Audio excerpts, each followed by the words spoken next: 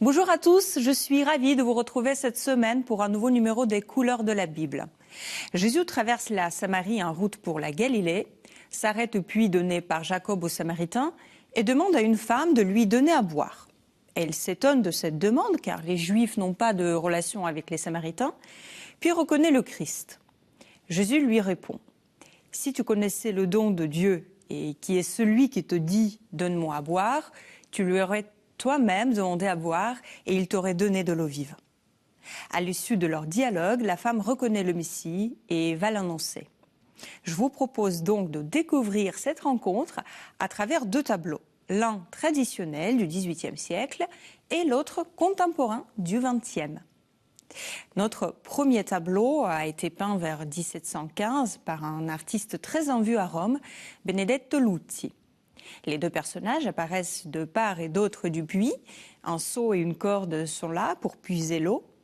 La femme écoute attentivement les explications du Christ en serrant un vase contre elle. La grande colonne derrière le Christ est à la fois un de ces symboles traditionnels dans l'art, mais aussi un élément qui inscrit le tableau dans le classicisme. Ce style parle de la tradition qui prend racine dans l'Antiquité. La composition symétrique, les tenues classiques, un paysage typiquement romain le décrit. La Samaritaine est peinte avec beaucoup de délicatesse. Observez sa pose, la ligne de ses épaules et de son cou, le mouvement des plis de sa robe. La finition exceptionnelle et le degré de soin de la peinture sont en partie dus à la lisse plaque de cuivre sur laquelle Luzzi a peint son petit tableau qui fait environ 40 cm de haut.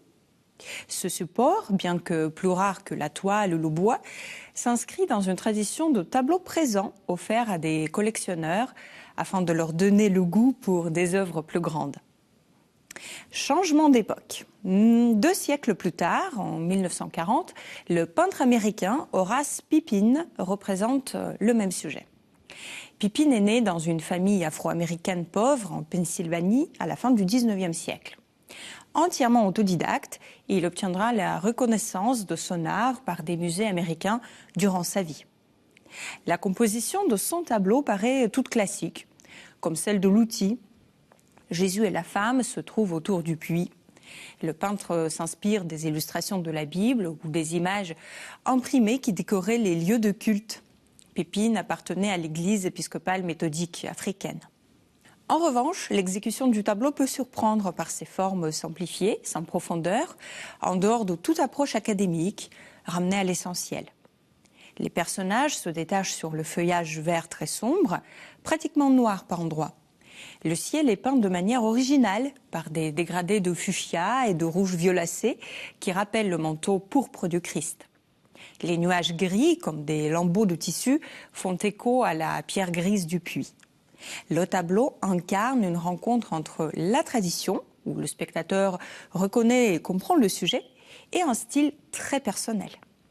La peinture d'Horace Pippin fait partie de l'art naïf, qui ne suit ni les règles académiques, ni adhère à de multiples courants avant-garde du XXe siècle. L'art naïf se manifeste par des images très personnelles et touchantes, stylisées, parfois d'inspiration populaire. Au début du XXe siècle, aux États-Unis, les chants religieux populaires, appelés les spirituals, puis le gospel, font partie de la culture de la communauté noire américaine. Ils sont bien sûr familiers pour Pippin, qui connaissait sans doute le spirituel traditionnel « Jesus met the woman at the well ». Jésus a rencontré une femme au puits, que vous pouvez écouter facilement sur Internet. Le rythme et la simplicité de cette musique résonnent pleinement dans la peinture de Pippin, franche et facile d'accès.